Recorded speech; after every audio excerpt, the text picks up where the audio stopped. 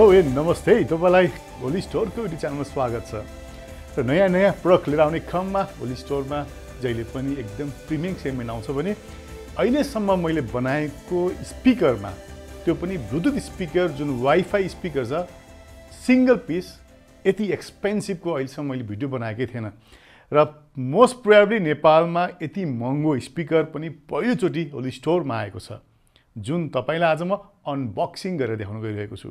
हुन त यो भन्दा अगाडि तपाईलाई मैले डिभालेटको साउन्ड बार त तपाईलाई अनबक्सिङ गरेर देखाइसकेको छु भने अब तपाईको अगाडि डिभालेटको फ्यान्टम त्यो पनि गोल्डमा तपाईलाई आज अनबक्सिङ गर्दै छु। र यो अनबक्सिङ गर्नुभन्दा अगाडि हेरौँ यो बट्टाको प्याकेजिङ तपाई हेर्नुहुन्छ भने कस्तो मज्जाले माथिपट्टि रंगीन यहाँ छ भने यो साइडमा हेर्नुहुन्छ भने पुरा एकदम वेब छि पुरा भागिरा जस्तो दौडिरा जस्तो तपाईले देख्नुहुन्छ भने यो साइडमा त माथि यस्तै कलरफुल छ भने यो साइडमा चट्ट आँखा चिम्लेको परेला चाहिँ तपाईले देख्नुहुन्छ त्यो पनि गोरीको। त्यस्तै यहाँ हेर्नुहुन्छ तपाई डिभालेटको ब्रान्डिङ यहाँ गरेछ भने त्यस्तै यहाँ फ्यान्टम इम्प्लोसिभ साउन्ड चाहिँ तपाईले लेखिरा तपाईले देख्न सक्नुहुन्छ। यसबाट पनि तपाईले अन्दाज गर्न सक्नुहुन्छ स्पिकर कस्तो छ। बट्टै यति राम्रो भएपछि पक्कै पनि र प्राइस पनि यसको खत्रै छ। त्यसको लागि तपाईले यो भिडियोको तल डिस्क्रिप्सनमा क्लिक गर्नु होला। त्यहाँ यो प्रोडक्ट सम्बन्धी धेरै जानकारी र प्राइस पनि त्यहाँनेरि हुन्छ। तपाई यहाँनेरि हेर्नुहुन्छ भने यो प्रोडक्टको बारकोड यहाँनेरि छ, सिरियल नम्बर यहाँनेरि राखिएको छ भने यहाँ माथि फ्यान्टम गोल्ड भनेर तपाईले लेखिराखेको छ। यो चाहिँ फ्यान्टम 1 को 108 डीबी वाला साउन्ड भएको चाहिँ यो स्पिकर हो भने तपाई यहाँ हुनुहुन्छ भने सबैभन्दा इम्पोर्टेन्ट कुरा खतरा कुरा चाहिँ के छ भने हामी धेरै कुरा चाहिँ के छ मेड इन चाइना हेर्दा वाक्क भएका थियौँ भने यो चाहिँ मेड इन फ्रान्स हो। यो चाहिँ फ्रान्समै बन्छ। सम्झिनुहोस् युरोपमा फ्रान्समा भन्दाखेरि कति क्वालिटी होला कुन लेभलको स्पिकर बनेको होला तपाईले अन्दाज गर्न सकिहाल्नुहुन्छ। त अरु डिटेल त यहाँ तपाईले पाउनुहुन्छ भने अब जाउँ यो प्रोडक्टलाई अनबक्सिङ गरेर हेरौँ यो प्रोडक्ट कस्तो छ। र सबैभन्दा पहिला मैले यहाँ साइडमा भएको स्टेपलाई मैले काट्छु।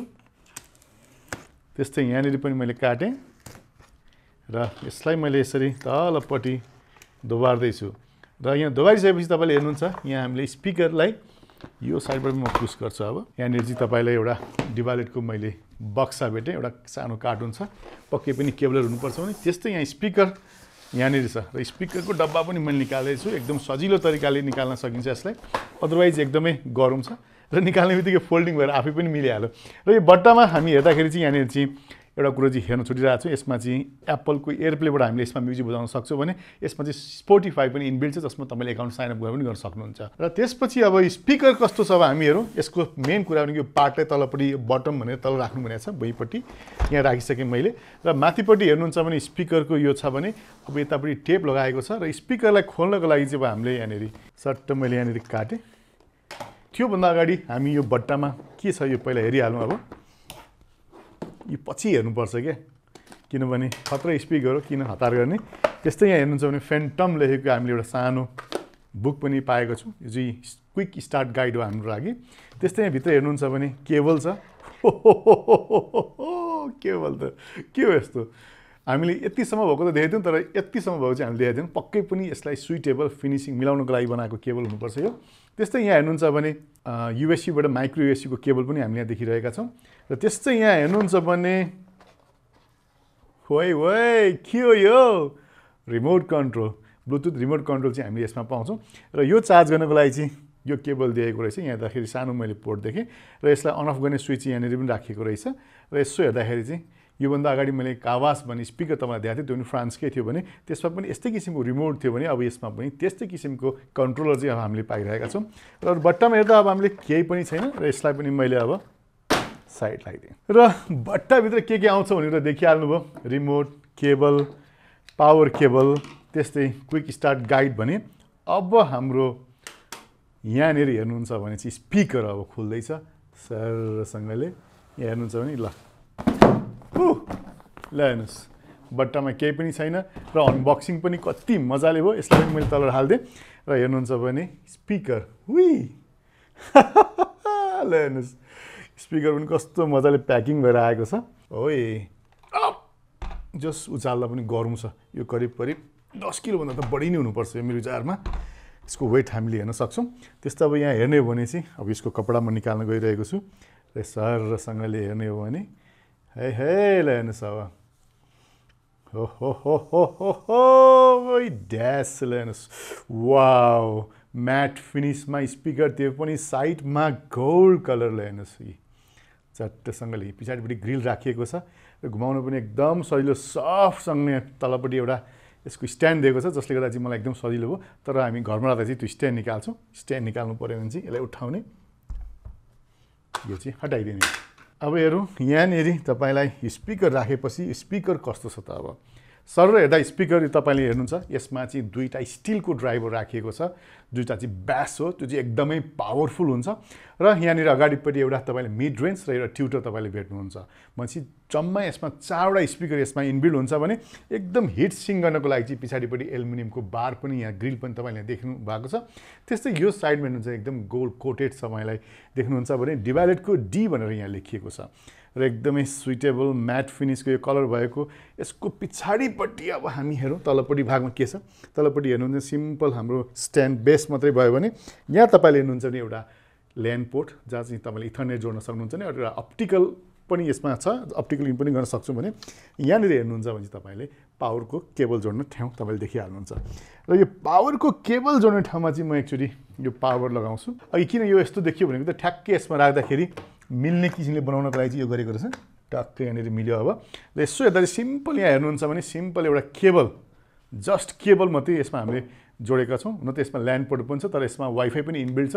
वाइफाईबाट पनि हामीले सिधै यसलाई जोड्न सक्छौँ र कुनै पनि म्युजिकलाई वाइफाई स्ट्रिमिङ गर्न सक्छौँ, ब्लुटुथ गर्न सक्छौँ। त्यस्तै यसको चाहिँ एप्स पनि हामीले फोनमा डाउनलोड गरेर फोनबाट पनि यसलाई म्युजिक स्ट्रिमिङ गर्न सक्छौँ। र यसको स्पेकको कुरा गर्नु पर्दाखेरि चाहिँ यो 1100 वाट आरएमएसको साउन्ड चाहिँ यसले निकाल्छ। बुझ्नुहोस् एउटा यो यत्रो सानो स्पिकरले 1100 वाटको स्पिकर भनेपछि तपाईँले कोठा त घन घन्काइदिन्छ। यति ठुलो ब्यास र तपाईँको मिड रेन्जको साउन्ड चाहिँ तपाईँले यसमा साउन्ड सुन्न सक्नुहुन्छ। र यो स्पिकर तपाईँले देखाल्नुभयो यसको वजन करिब 11.5 किलो छ। अघि मैले उचाल्दै भने थिएँ करिब 10 किलोभन्दा बढी हुनुपर्छ भनेपछि यो 11.5 किलोको छ करिब। र यसमा चाहिँ 3-वे स्पिकर सिस्टम छ। यता यता र यता तिनतिर देखिहाल्नु भने यसमा 4वटा स्पिकर जडित छ र यसले निकाल्ने पावर चाहिँ 1100 वाट आरएमएसको यसमा तपाईँले देखिराख्नु भएको छ। र यसमा कनेक्टिभिटीको कुरा आउनुपर्दा चाहिँ यसमा ब्लुटुथ त छँदैछ, त्यस्तै एयरप्ले 2 भर्सन तपाईँले यसमा चलाउन सक्नुहुन्छ र नेटवर्कबाट स्ट्रिमिङ गर्न सकिन्छ भने स्पोटिफाई तपाईँले इनबिल्ड छ, तपाईँले एप्सबाट तपाईँले सिङ्क्रोनाइज गर्नु भएको छ भने स्पोटिफाईबाट म्युजिक पनि मजाले बजाइराख्न सक्नुहुन्छ।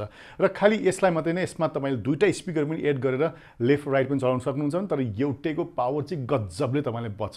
र यसलाई चाहिने स्ट्यान्डहरू पनि डिफ्रेन्ट खालका हुन्छन्, कुनै सिंगल स्ट्यान्ड हुन्छ, कुनै ट्राइपड खुट्टा जस्तो पनि स्ट्यान्ड तपाईँले पाउनुहुन्छ भने त्यो किसिमको एसेसरिज पनि तपाईँले यसमा जोड्न सक्नुहुन्छ।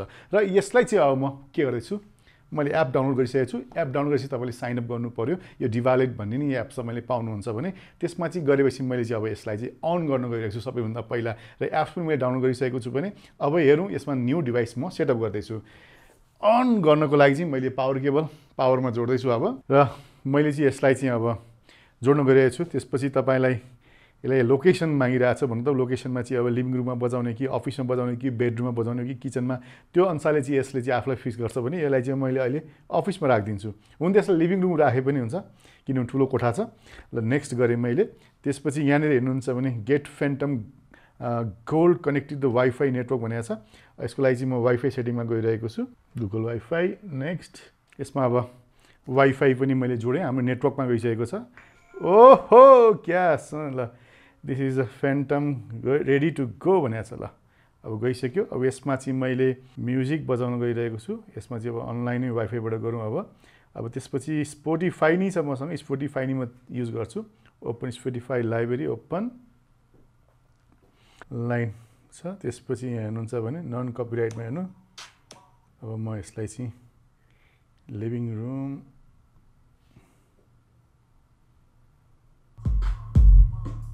Hey! Ha! Hui! Oh!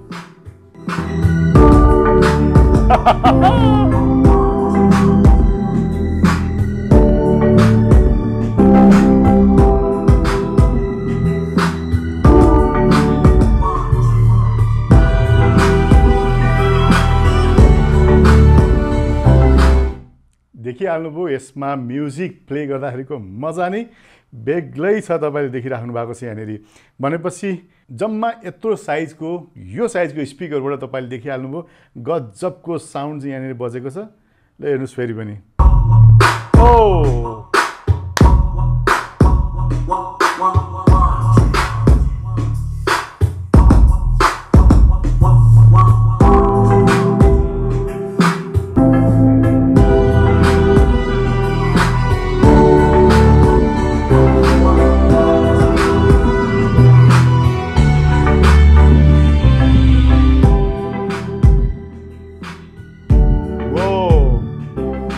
Pause गरिदिएको छु, यहाँ पजको साइन पनि आयो र सिम्पलभन्दा सिम्पल तरिकाले तपाईँ स्पिकर पर राख्नु भएको छ। तपाईँ आफ्नो डेस्कमा या बेडरुमको साइड टेबलमा या टी टेबलमा तपाईँले यसलाई राख्नु भने तपाईँले मजाले स्पिकरलाई कन्ट्रोल गर्न सक्नुहुन्छ।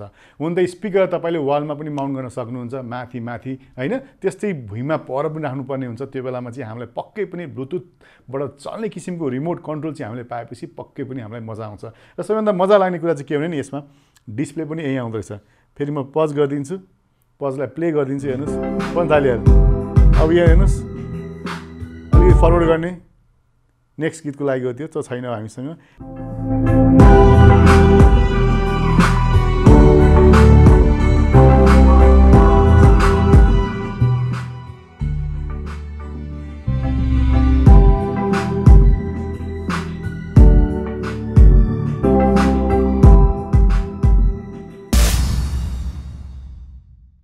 र यो थियो आज तपाईँलाई डिभालेटको फेन्टम 108 डिबी स्पिकर सम्बन्धी केही जानकारी। हजुरहरूलाई कस्तो लाग्यो? यस्तै नयाँ नयाँ भिडियो त म लिएर आउनेछु।